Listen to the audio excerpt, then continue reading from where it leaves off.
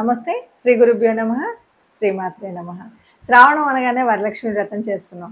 అయితే వరలక్ష్మి వ్రతం చేసేటప్పుడు మనం కొన్ని నియమాలు అయితే మర్చిపోతూ ఉంటాం. కొన్ని ఈ అలంకరణలో పడి కొన్ని రకరకాలుగా చేయడం అనేటువంటి కొంతమందిని చూస్తూ ఉంటే కలశాలు కూడా రకరకాలైన అలంకరణలో చేస్తున్నారు. కలశము అంటే ఏంటి? కలశాన్ని మరి అంత అందం అనేది ముఖ్యమే, అలంకరణ ముఖ్యమే. అలంకరణకి ఎప్పుడు కూడా పసుపు, కుంకుమ, తోరం ఇవి అతి ముఖ్యమైనవి. ఇక కలశంలో మనం పంచపల్లవాలు పెట్టాలన్నది కూడా ముఖ్యమే.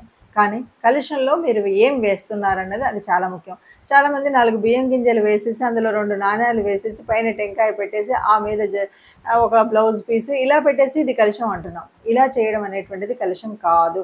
కలశము అంటే ఏంటంటే అమ్మవారిని అందులోకి ఆవాహన చెయ్యాలి. కలశం, ఈ కలశం అమ్మవారి ఆవాహన చేయాలి అంటే అమ్మవారి ఎందులోకి ఆవాహన అవుతుంది అంటే జలంలోకి. కాబట్టి కలశంలో తప్పనిసరిగా మీరు నింపవలసింది జలం, నీరు మాత్రమే. నీటిలోకి అమ్మవారిని ఆవాహన చెయ్యాలి.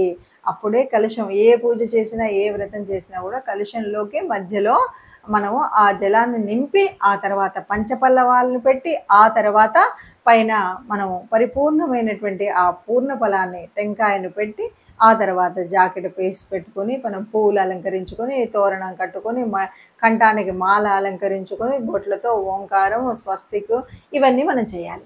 అయితే చాలామంది తెలిసా తెలియక కలశం అంటే రకరకాలైనటువంటి అలంకరణలు పైన ఉన్నటువంటి ఆ పూర్ణఫలాన్ని అలంకరణలు ఇలా చేస్తున్నాం. కానీ అసలు ఉద్దేశం అందులో ఏంటంటే కలశంలోకి అమ్మని ఆహ్వానించాలి, అమ్మని ఆవాహన చేయాలి. ఆ తర్వాత దీన్ని మనం ఇలా అలంకరించుకోవాలి.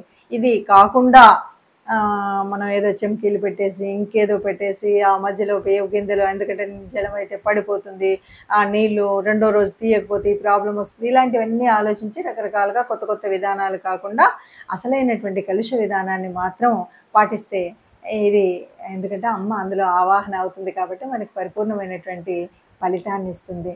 కలశాన్ని మనం ఇలాగే పెట్టుకుందాం. ఇలా పెట్టుకుని పూజ చేద్దాం. నమస్తే.